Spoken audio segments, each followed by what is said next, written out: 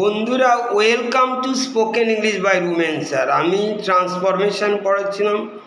আজকে তার last rule number 10 এবং সবচেয়ে ইম্পর্টেন্ট।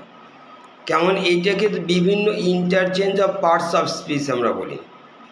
কেমন একটা ওয়ার্ডকে নানান পার্টস অফ স্পিচে রূপান্তরিত করা যায়, এটা সবচেয়ে ইম্পর্টেন্ট এই কারণে। যেমন আমি উদাহরণ দিচ্ছি, যেমন আমরা বিউটিফুল শব্দটা জানি। বিউটিফুল হচ্ছে অ্যাডজেক্টিভ।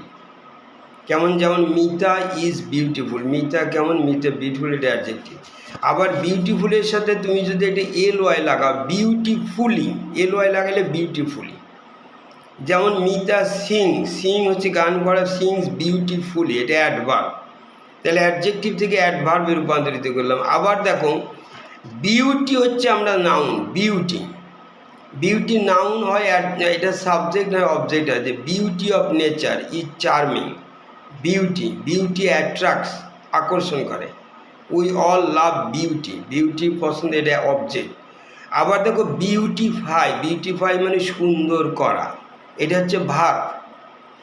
যেমন beautify your room, beautify your handwriting, রুমটাকে সুন্দর করে, তোমার লেখাটাকে সুন্দর। বিউটিফাই হচ্ছে সুন্দর করা, এটাকে আমরা বলছি ভার্ব। সিমিলারলি আমি আরও কয়েকটি উদাহরণ দিচ্ছি। যেমন এমনি যেন স্লো থেকে স্লোলি হয়, স্লোনেস হয়, এটা নাউন, এইভাবে রূপান্তরিত হয়। যেমন আমি এক্সাম্পল দিচ্ছি, he examine the paper with care. এই কেয়ারটা এখানে হচ্ছে নাউন। কেয়ার যত্ন সহকারে, এটা নাউন। এই কেয়ার থেকে কেয়ারের অ্যাডজেক্টিভ কেয়ারফুল হয়, অ্যাডভার্ব কেয়ারফুলি হয়। আবার দেখো ভার্ব হয় কেয়ার, আই ডোন্ট কেয়ার, এরকম করে। আমি দেখছি আবার বলছি he examine the paper with care. এই কথাটাকে এইভাবে বলা যায়, he examine the paper carefully, এটা অ্যাডভার্ব দিলাম। এরকম থাকবে, পরীক্ষা থাকে, তোমরা রূপান্তরিত করতে হয়। শি ওয়েটেড উইথ ইগারনেস হচ্ছে নাউন।